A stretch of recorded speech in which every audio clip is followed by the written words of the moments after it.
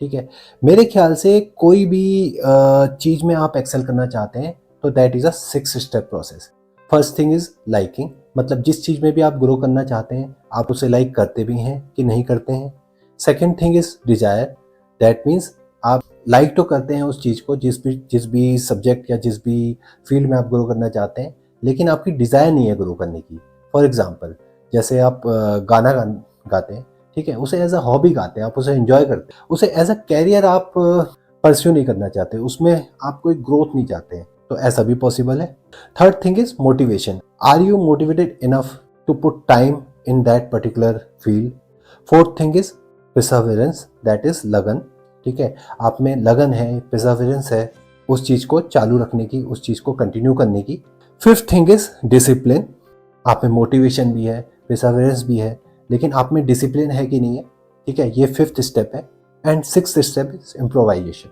जैसे जैसे आप इस स्टेप को पार करते हैं आप उस फील्ड में ज़्यादा से ज़्यादा और ज़्यादा एक्सेल करते जाते हैं।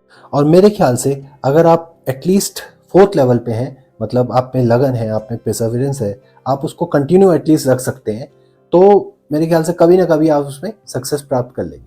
और अगर आप उसमें और ज़्यादा एक्सेल करना चाहते हैं और ऊंचे लेवल पर पहुंचना चाहते हैं तो आपको फोर्थ या फिफ्थ स्टेप करना पड़ेगा। अब मैं आप में से मैक्सिमम लोगों से पूछूंगा आप किस लेवल पे फेल होते हैं, तो मैं सबसे पहले पूछूंगा, लेट्स से हम एग्जांपल लेके चलते हैं, you want to change the job, ठीक है, do you have liking for that field.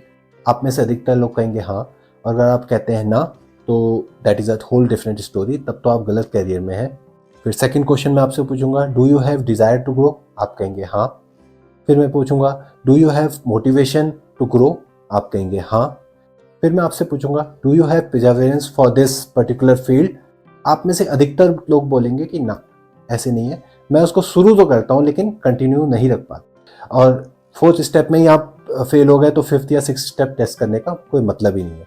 जब मैं आप कह रहा हूँ तो मैं उन लोगों को बोल रहा हूँ जो कि ये प्रॉब्लम फेस कर रहे हैं। दोस्तों, क्या आपको पता है कि सबसे टफेस्ट चीज़ क्या होती है लाइफ में? सबसे टफेस्ट चीज़ वो होती है कि जो सबसे ईजिएस्ट चीज़ होती है। जैसे एग्जांपल ले लेते हैं, डेली जिम जाना, या फिर डेली नहीं जाना, हफ्ते में 3 या 4 दिन जिम जाना, ठीक है, या जिम छोड़ देते हैं, कोई भी फिटनेस रिलेटेड एक्टिविटी करना, ठीक है। हम में से अधिकतर लोग ये सोचते हैं लेकिन कभी उसको कंटिन्यू नहीं कर पाते। मतलब हम शुरू करते हैं, मेंबरशिप फीस भी दे देते हैं, लेकिन फिर उसको डाउन द लाइन, मतलब 1 या 2 महीने में, या कई लोग तो उससे पहले 3-4 दिन में ही ब्रेक कर देते हैं, ठीक है। और फिर वो सोचते रहते हैं, कभी ऐसा होता ही नहीं कि वो रेगुलरिटी से उस चीज़ को कंटिन्यू कर पाए। अब देखा जाए तो बहुत ईजी चीज़ है, आप अपनी वर्क प्लेस में इससे कहीं ज़्यादा डिफिकल्ट चीज़ करते हैं। तो ऐसा क्यों होता है? तो ऐसा इसलिए होता है दोस्तों, जब मैंने 6 स्टेप डिस्कस किए थे, ठीक है, मतलब लाइकिंग, फिर डिज़ायर, फिर मोटिवेशन, उनमें से अधिकतर लोगों का ये मानना था कि हमें मोटिवेशन तो है लेकिन फिर भी हम उस चीज़ को कंटिन्यू नहीं कर पाते। लेकिन मेरे ख्याल से दिक्कत सिर्फ मोटिवेशन में ही है।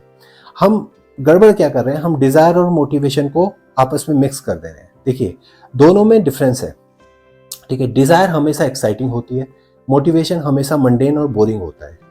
फॉर एग्जाम्पल, आपकी डिज़ायर है कि आप अच्छी बॉडी बनाएं, ठीक है, लेकिन डेली जिम जाना, वो उसके लिए वो एक मंडेन जॉब है। आप 1, 2, 3 दिन चले जाएंगे, 10 दिन चले जाएंगे, 20 दिन चले जाएंगे, लेकिन उसको कंटिन्यू रखना अपने आप में एक लेबोरियस जॉब है, जो कि आपको डे टू डे पे ऐसे काम करने पड़ते हैं जिसमें कोई एक्साइटमेंट नहीं है।